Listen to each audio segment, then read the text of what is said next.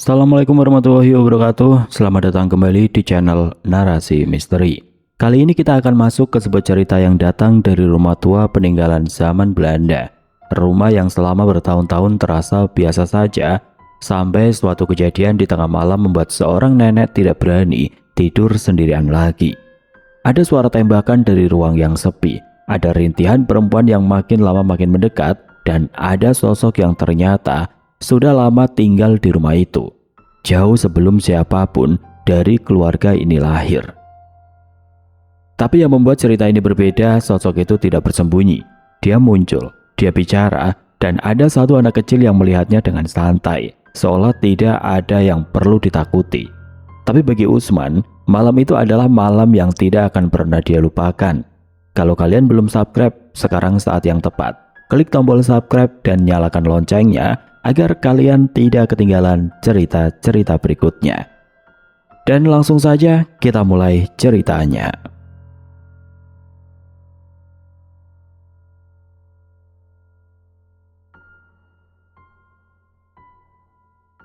Perkenalkan, namaku Usman. Aku anak sulung dari 3 bersaudara, adikku 2, Resti yang sekarang duduk di bangku SMP, dan Ilham, si bungsu yang masih SD.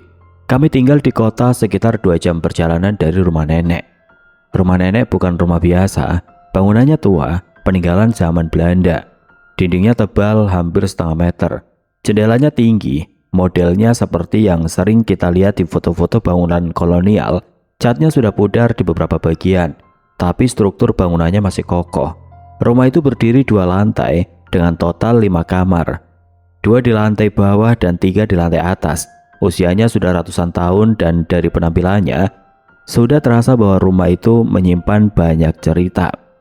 Waktu kakek masih hidup, rumah itu terasa berbeda, ramai, hangat, dan selalu ada yang dikerjakan. Kakek orangnya rajin, hampir setiap hari beliau naik ke lantai atas, membersihkan kamar, mengecek kondisi jendela, atau sekedar memastikan tidak ada yang bocor waktu hujan. 3 kamar di lantai atas itu terawat baik karena tangan kakek. Kalau ada keluarga yang menginap, kamar-kamar itu selalu siap dipakai. Kakek meninggal sekitar 2 tahun lalu, bukan karena kecelakaan atau sesuatu yang tiba-tiba. Beliau memang sudah sakit cukup lama. Kami semua sudah siap, tapi tetap saja kehilangan itu berat, terutama buat nenek. Mereka sudah hidup bersama puluhan tahun di rumah itu. Setelah kakek pergi, rumah terasa berbeda, bukan karena ada yang aneh, tapi memang sepi. Nenek tinggal berdua dengan pembantunya Mbok Suti, perempuan parubaya yang sudah bekerja di sana sejak lama. Mereka berdua tidur di lantai bawah, 3 kamar di lantai atas dikunci dan tidak pernah disentuh lagi. Nenek bilang tidak sanggup membersihkannya sendirian. Mbok Suti juga tidak mau naik ke atas, alasannya selalu sama setiap kali ditanya. "Aku udah berani, Mas, rasanya beda kalau Pak Harto sudah tidak ada." Pak Harto itu nama kakek. Begitu cara Mbok Suti menyebutnya. Kami sekeluarga masih rutin mengunjungi nenek, biasanya sebulan sekali atau saat ada hari libur panjang. Setiap datang, rutinitas kami selalu sama, makan siang bareng, ngobrol di ruang tengah, kadang bantu nenek beres-beres sedikit.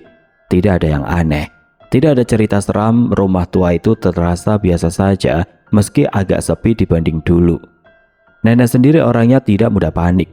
Beliau tipe yang tenang, tidak banyak mengeluh, dan jarang cerita yang macam-macam. Makanya waktu nenek menelpon ibu dengan suara yang terdengar berbeda dari biasanya, kami semua langsung merasa ada yang tidak beres. Tapi itu cerita yang terjadi belakangan. Sebelum sampai ke sana, aku perlu cerita dulu apa yang dialami nenek sendirian. Di tengah malam, di rumah tua itu, tanpa ada siapa-siapa kecuali Mbok Suti yang tidur di kamarnya.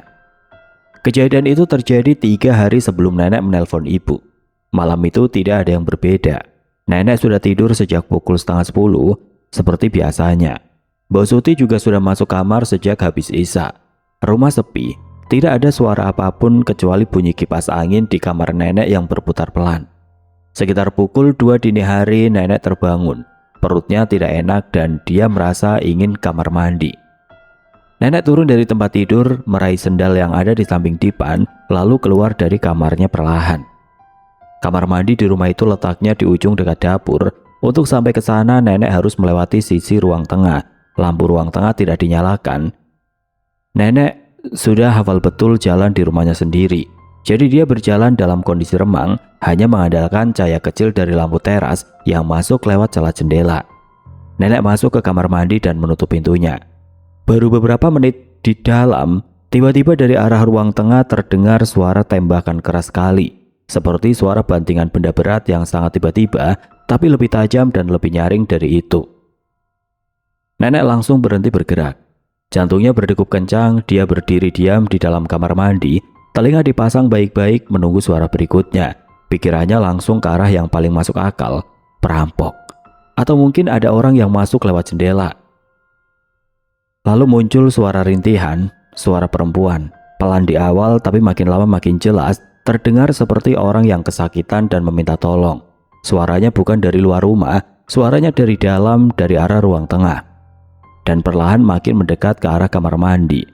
Tolong, tolong. Nenek menahan nafas, tangannya memegang tepi wastafel erat-erat.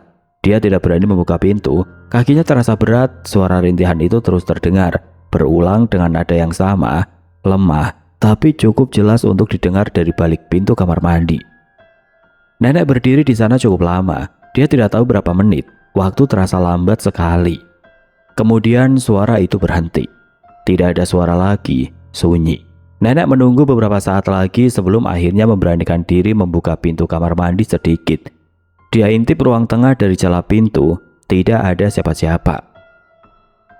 Ruangan itu sepi seperti biasa. Nenek keluar perlahan, matanya menyapu seluruh ruang tengah. Tidak ada yang jatuh, tidak ada kursi yang bergeser, tidak ada tanda-tanda apapun bahwa sesuatu baru saja terjadi di sana. Nenek berjalan cepat kembali ke kamarnya dan mengunci pintu dari dalam.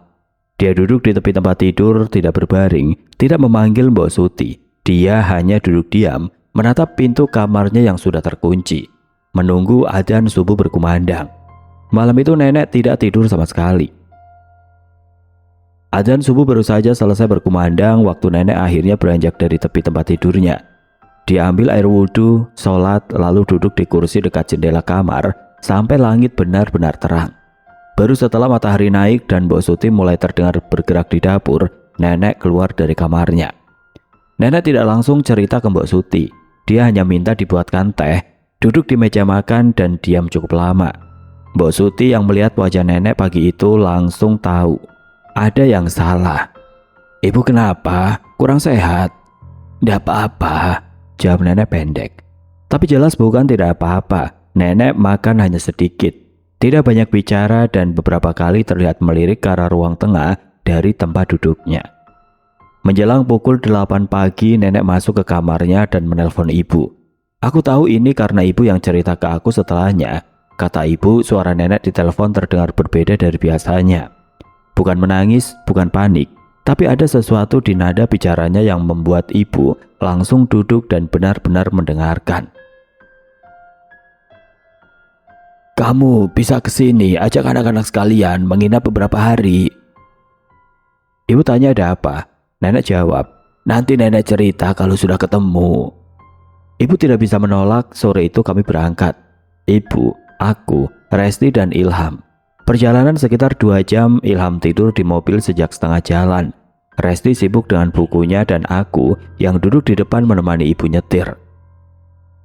Kami tiba waktu langit sudah mulai jingga. Mbok Suti yang bukakan pintu, nenek sudah duduk di ruang tamu, dan begitu kami masuk, beliau langsung minta kami duduk. Tidak ada basa-basi panjang, nenek langsung cerita apa yang terjadi dini hari sebelumnya. Suara tembakan dari ruang tengah, suara rintihan perempuan yang makin lama makin dekat, dan bagaimana nenek berdiri ketakutan di dalam kamar mandi sampai suara itu berhenti sendiri. Aku mendengarkan sambil mencoba berpikir jernih. Pikiranku pertama kali ke arah suara dari luar rumah, mungkin dari jalan atau dari rumah tetangga. Tapi nenek bilang suaranya jelas dari dalam, dari ruang tengah, dan makin lama makin dekat ke arah kamar mandi. Itu yang membuat penjelasan logis apapun jadi sulit. Setelah nenek selesai cerita, aku minta izin naik ke lantai 2. Bukan karena penasaran yang macam-macam, tapi aku ingin memastikan kondisi fisik kamar-kamar di atas. Siapa tahu ada jendela yang tidak terkunci, atau ada celah yang bisa jadi jalan masuk orang dari luar. Aku naik sendiri. Tangga kayunya masih kokoh meski berderit pelan waktu diinjak.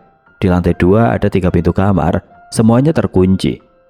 Aku coba satu persatu, memang terkunci rapat. Aku jongkok lihat dari celah bawah pintu, tidak ada yang aneh. Lantai kamar terlihat bersih dari debu yang masuk, dan tidak ada tanda-tanda apapun yang mencurigakan. Aku turun lagi, tidak ada yang bisa aku simpulkan dari sana. Malam itu ibu memutuskan tidur sekamar dengan nenek di lantai bawah. Aku, Resti, dan Ilham naik ke lantai atas. Ada satu kamar yang kuncinya ada di laci meja nenek. Kamar paling ujung yang dulu sesekali dipakai kalau ada tamu menginap. Kami bertiga masuk ke kamar itu. Resti langsung beresin tempat tidur. Ilham duduk di pinggir dipan sambil ngantuk. Aku tutup pintu kamar dan malam pun mulai larut. Kamar itu tidak besar. Ada 2 dipan kayu yang berhadapan, lemari tua di sudut kanan, dan 1 jendela berukuran tinggi yang menghadap ke halaman belakang. Lampunya menyala. Sebuah bohlam kuning yang menggantung di tengah plafon. Cahayanya cukup untuk menerangi seluruh ruangan meski tidak terlalu terang. Resti langsung pilih dipan yang dekat jendela. Dia beres-beres sebentar, taruh tasnya di bawah, lalu rebahan. Mata Resti sudah berat sejak di perjalanan tadi. Tidak sampai 10 menit, nafasnya sudah teratur. Dia tidur. Ilham duduk di dipan sebelahnya, masih pakai baju yang tadi dipakai dari rumah. Aku duduk di tepi dipan yang sama dengan Resti. Sandarkan punggung ke dinding dan coba tenangkan pikiran. Cerita nenek tadi masih muter di kepalaku. Aku coba cari penjelasan yang masuk akal, tapi makin dipikir makin susah. Beberapa saat kemudian Ilham rebahan. Aku kira dia langsung tidur seperti Resti, tapi sekitar 10 menit kemudian aku dengar Ilham bergumam pelan. Aku lirik ke arahnya, matanya terbuka, dan dia berbicara dengan suara kecil ke arah sudut kamar. Sudut dekat lemari, yang dari tempat dudukku terlihat jelas di sudut itu tidak ada siapa-siapa. Aku perhatikan sebentar, mungkin ngigau pikirku. Tapi Ilham jelas terjaga, matanya fokus ke satu titik dan sesekali dia senyum kecil, seperti mendengar sesuatu yang lucu. Ham, aku panggil pelan agar tidak membangunkan Resti. Ilham, kamu ngapain? Ilham menoleh ke arahku dengan ekspresi santai. Lagi ngobrol, Mas.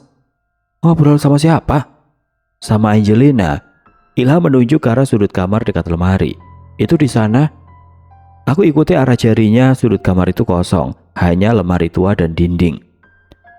Ham, di sana itu kosong, tidak ada siapa-siapa. Ilham malah senyum. Ada, Mas, Angelina ada di sana, rambutnya panjang, bajunya putih, orangnya baik. Aku diam sebentar, bulu kuduku berdiri, tapi aku berusaha tetap tenang di depan Ilham. Aku lihat lagi ke sudut itu. Benar, tidak ada siapa-siapa yang bisa aku lihat.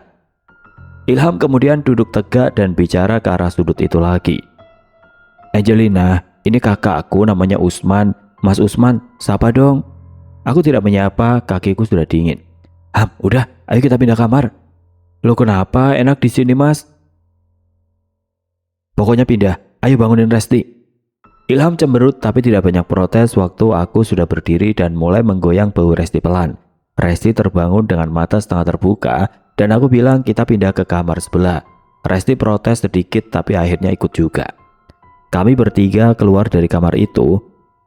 Aku tutup pintunya rapat dan kami masuk ke kamar 2 yang ada persis di sebelahnya. Kamar ini sedikit lebih kecil, hanya ada satu dipan besar dan sebuah kursi kayu di pojok.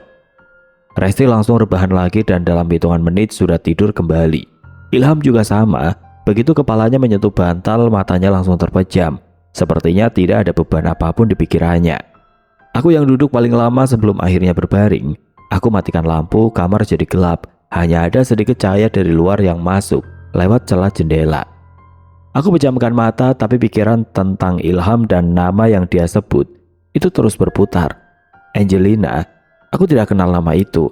Dan Ilham menyebutnya dengan sangat santai, seperti sedang mengobrol dengan teman yang sudah lama dia kenal. Aku sudah berbaring cukup lama tapi mata tetap terbuka. Suara nafas Resti dan Ilham terdengar teratur di sampingku. Mereka tidur nyenyak, aku tidak bisa.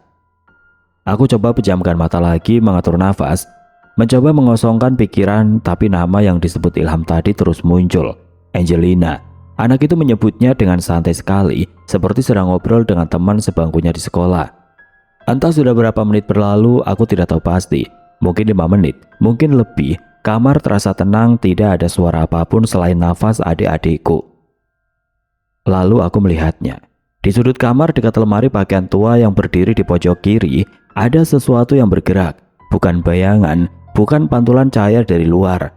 Sosok itu muncul perlahan seperti terbentuk dari udara di tempat yang tadinya memang benar-benar kosong. Perempuan, tubuhnya tinggi, kurus, berkulit sangat putih. Bukan putih seperti kulit orang Indonesia pada umumnya, tapi putih pucat seperti porselin. Rambutnya pirang kecoklatan, panjang terurai sampai ke pinggang, sedikit bergelombang. Wajahnya oval, hidungnya mancung, bibirnya tipis. Usianya terlihat sekitar 25-30 tahun. Dia mengenakan gaun panjang warna putih polos, modelnya seperti gaun perempuan Eropa zaman dulu, berlengan panjang dengan kerah tinggi yang menutup leher. Sosok itu berdiri sebentar di sudut kamar, lalu mulai bergerak ke arahku. Dia tidak berjalan, kakinya tidak menyentuh lantai, dia melayang ringan, bergerak pelan tapi terus maju, lurus ke arah tempat tidurku. Aku mau bangkit, mau berteriak, mau menggerakkan tangan, tapi tubuhku tidak mau menurut. Aku sadar penuh, mataku terbuka, pikiranku jelas, tapi seluruh badanku seperti ditindih sesuatu yang sangat berat. Dan aku tidak bisa melakukan apapun kecuali menatap sosok itu mendekat. Dia berhenti tepat di depan tempat tidurku, jaraknya mungkin hanya setengah meter dari wajahku. Lalu dia mulai bicara. Suaranya jelas, bukan bisikan, tapi bahasanya sama sekali asing di telingaku, terdengar seperti bahasa Belanda. Kata-katanya panjang, pengucapannya berat di beberapa huruf, intonasinya naik turun dengan pola yang asing. Dia bicara terus, ekspresinya serius, matanya menatap langsung ke arahku, seperti orang yang sedang menjelaskan sesuatu yang penting dan mendesak, dan sangat ingin dipahami. Aku tidak mengerti satu kata pun. Dia terus bicara, aku terus menatapnya tanpa bisa bergerak. Kemudian terdengar suara tembakan. Keras sekali, tiba-tiba. Angelina langsung diam, bibirnya berhenti bergerak di tengah kalimat. 1 detik kemudian dari bagian belakang kepalanya mengalir darah, deras, bukan menetes, mengalir deras ke bawah, membasahi rambutnya yang pirang lalu turun ke gaun putihnya. Gaun itu berubah warna dari atas ke bawah, dari putih menjadi merah pekat. Angelina membalikkan badannya, dia kini membelakangiku, dan aku melihat bagian belakang kepalanya. Kondisinya sangat parah, ada bagian tengkorak yang pecah, lukanya dalam dan lebar, seperti tembakan jarak dekat yang menembus kepala. Aku mau memalingkan muka, tapi leherku tidak bisa bergerak. Beberapa detik kemudian Angelina roboh, tubuhnya jatuh ke lantai dan langsung menghilang. Tidak ada suara benturan, tidak ada apapun, dia hilang begitu saja. Ruangan jadi sunyi. Lalu muncul suara terintihan, pelan, seperti orang yang sudah sangat kehabisan tenaga. Tolong, tolong. Suara itu persis seperti yang diceritakan nenek. Persis, nada dan cara bicaranya sama. Tubuhku makin berat, tanganku dingin, pandanganku mulai kabur dari pinggir, seperti layar yang perlahan meredup dari tepinya. Resti dan Ilham di sampingku tidak bergerak sama sekali. Tidur mereka tidak terganggu sedikit pun oleh apapun yang baru saja terjadi. Suara rintihan itu makin pelan dan pandanganku gelap sepenuhnya. Waktu aku membuka mata, cahaya pagi sudah masuk dari celah jendela.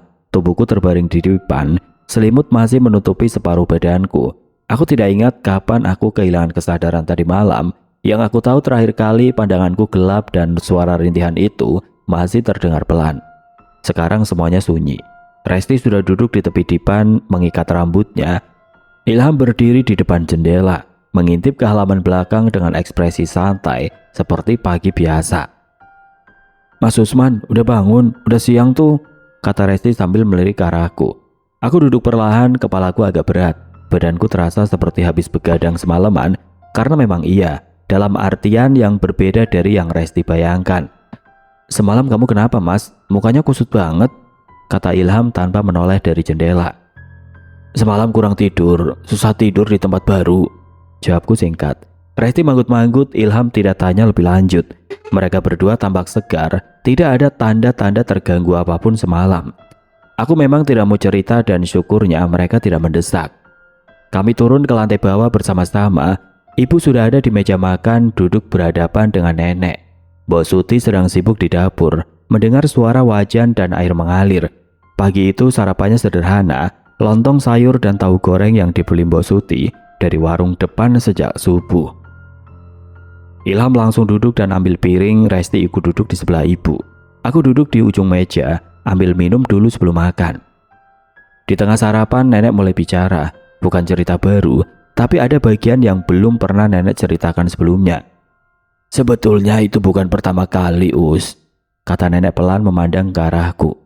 Suara tembakan itu sudah beberapa kali nenek dengar sejak kakekmu pergi. Aku letakkan sendok. Beberapa kali? Iya, tapi nenek diam saja. Tidak cerita ke siapa-siapa. Takut dikira macam-macam. Nenek mengambil nafas. Biasanya tengah malam, suaranya sama setiap kali. Satu kali tembakan terus suara perempuan minta tolong. Tapi nenek belum pernah lihat siapa orangnya. Nenek selalu masuk kamar duluan. Ibu menatap nenek dengan ekspresi khawatir. Kenapa dari tadi tidak bilang, Bu? Ya itu tadi, takut dibilang pikun. Aku diam mendengarkan. Di dalam kepalaku potongan-potongan itu mulai tersusun sendiri. Suara yang didengar nenek berulang kali. Tembakan, rintihan, suara perempuan meminta tolong, sosok yang aku lihat semalam. Angelina, perempuan Belanda dengan gaun putih yang bicara dalam bahasa asing sebelum roboh dengan kepala yang luka parah tertembak. Keduanya bukan kejadian yang berbeda. Itu satu kejadian yang sama. Angelina ditembak di rumah ini. Entah kapan, entah oleh siapa, entah dalam situasi apa. Tapi dia mati di sini dan sejak itu kejadian di momen kematiannya terus berulang di tempat yang sama pada waktu yang hampir selalu sama. Aku tidak cerita apapun ke nenek. Bukan karena menyembunyikan sesuatu yang penting, tapi aku merasa cerita itu justru akan membuat nenek makin takut tinggal di rumahnya. Aku tidak mau itu. Selesai sarapan, aku minta izin ke ibu untuk duduk sebentar di teras belakang. Teras itu menghadap ke halaman kecil yang ditumbuhi beberapa pohon tua. Ada kursi rotan di sana. Sudah lama, catnya sudah mengelupas di beberapa bagian. Aku duduk di sana cukup lama. Pagi itu cerah, udara masih segar, dan suara dari dalam rumah terdengar samar. Ilham ketawa karena sesuatu. Resti menegurnya. Ibu dan nenek masih mengobrol. Aku tatap halaman itu sambil mencoba merapikan semua yang ada di pikiranku. Angelina bukan makhluk yang datang dari luar. Dia ada di rumah itu sudah lama. Dan apa yang terjadi padanya di masa lalu tampaknya terus hadir di sana sampai sekarang. Terulang malam demi malam tanpa ada yang bisa menghentikannya. Aku duduk di teras belakang itu sampai matahari naik cukup tinggi. Suara dari dalam rumah masih terdengar. Ilham dan Resti sudah mulai ribut karena rebutan remote televisi. Ibu menegur keduanya. Nenek tertawa pelan dari kursinya. Suasana pagi yang biasa, hangat dan ramai, persis seperti kunjungan-kunjungan sebelumnya. Tapi bagiku pagi itu terasa berbeda. Aku masuk ke dalam, ikut duduk di ruang tengah bersama yang lain. Tapi sebagian pikiranku masih di kamar lantai 2 semalam. Aku perhatikan Ilham yang sekarang rebahan di sofa sambil main-main sendiri. Wajahnya ceria, tidak ada yang aneh. Dia sama sekali tidak tampak seperti anak yang semalam mengobrol dengan sosok yang bahkan aku sendiri tidak sanggup menatapnya terlalu lama. Aku mulai berpikir soal itu. Kenapa Ilham bisa melihat Angelina dengan santai, sementara aku yang lebih tua justru mengalami sesuatu yang jauh lebih berat. Ilham menyebutnya ramah dan lucu. Tapi yang aku lihat adalah perempuan yang tengah mengulang momen kematiannya. Bicara dalam bahasa asing lalu roboh dengan kepala yang hancur tertembak. Mungkin Ilham melihat Angelina di waktu yang berbeda, bukan di momen kematiannya, tapi Angelina sebelum semua itu terjadi. Anak kecil sering melihat sesuatu yang orang dewasa justru tidak mampu tanggung. Aku tidak tahu jawabannya, dan aku memutuskan untuk tidak mencari tahu lebih jauh. Ada batas yang aku sadari sendiri, batas antara penasaran yang wajar dan melangkah terlalu jauh ke sesuatu yang bukan urusan aku. Angelina sudah mati lama.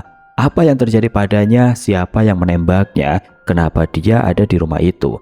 Itu semua sudah terjadi jauh sebelum rumah ini menjadi milik kakek dan nenek. Aku bukan orang yang bisa mengubah apapun dari masa lalu itu. Selama 2 hari sisa kami menginap, aku tidak pernah naik ke lantai 2 lagi. Setiap malam aku tidur di kamar nenek di lantai bawah. Aku bilang ke ibu bahwa kasur di atas kurang nyaman. Ibu percaya saja. Resti dan Ilham masih tidur di atas, dan selama 2 malam itu tidak ada cerita aneh dari keduanya. Ilham tidur nyenyak seperti biasa. Resti juga tidak ada yang aneh. Mungkin Angelina tidak selalu muncul setiap malam, atau mungkin aku memang yang jadi satu-satunya orang yang melihatnya malam itu dengan cara yang dia tampilkan. Hari terakhir sebelum pulang, aku sempat berdiri sebentar di depan tangga lantai 2. Aku tatap ujung tangga itu dari bawah. 3 pintu kamar di atas sana semuanya tertutup. Semuanya diam. Aku tidak naik. Aku hanya berdiri sebentar lalu berbalik dan melanjutkan langkahku ke ruang tamu. Kami pamit ke nenek menjelang siang. Nenek memeluk kami satu persatu di depan pintu. Waktu giliranku, nenek pegang tanganku sebentar dan bilang pelan, "Terima kasih ya, sudah mau datang." Aku tersenyum. Lain kali nenek langsung telepon saja, jangan ditahan-tahan dulu. Nenek mengangguk. Di perjalanan pulang, Ilham tidur lagi seperti biasa. Resti baca buku. Ibu nyetir sambil sesekali ngobrol ringan denganku soal rencana minggu depan. Aku diam, menatap jalan di depan. Sampai sekarang aku masih yakin apa yang aku lihat malam itu bukan mimpi dan bukan halusinasi. Aku sadar penuh waktu Angelina berdiri di depanku. Aku dengar jelas suaranya, meski tidak mengerti bahasanya. Aku lihat dengan mataku sendiri bagaimana gaun putihnya berubah merah dan bagaimana kondisi kepala bagian belakangnya setelah suara tembakan itu. Angelina adalah perempuan yang pernah hidup di rumah itu. Dia mati dengan cara yang tidak wajar, ditembak di dalam rumah yang sekarang ditinggali nenekku. Dan kematiannya itu seperti tercetak di sana. Berulang pada waktu yang sama, di tempat yang sama, tanpa peduli siapa yang ada di rumah itu malam itu. Nenek mendengar suaranya, aku melihat wujudnya. Ilham berbicara dengannya seperti teman lama. 3 orang, 3 cara berbeda menyaksikan hal yang sama. Rumah tua itu menyimpan kematian Angelina di dalam dindingnya. Dan selama rumah itu berdiri, sepertinya Angelina akan terus ada di sana. Begitulah kisah Usman dan keluarganya di rumah tua peninggalan zaman Belanda itu. Angelina tidak pernah pergi. Dia hanya mengulang apa yang sudah terjadi padanya malam demi malam, di tempat yang sama, bukan karena dipanggil, tapi karena memang begitulah yang tersisa dari kematian yang tidak wajar. Sahabat semua, dari cerita ini ada satu hal yang bisa kita renungkan bersama, bahwa setiap bangunan tua menyimpan sejarahnya sendiri, dan kita yang hidup di dalamnya belum tentu tahu sepenuhnya apa yang pernah terjadi di sana sebelum kita datang. Jaga diri, jaga keluarga, dan jangan lupa selalu memohon perlindungan kepada Allah SWT dimanapun kita berada. Kalau cerita ini bermanfaat dan menghibur, jangan lupa like, komen, dan share ke sahabat-sahabat yang lain. Dan bagi yang belum subscribe, segera subscribe agar tidak ketinggalan cerita selanjutnya. Akhir kata, wassalamualaikum warahmatullahi wabarakatuh.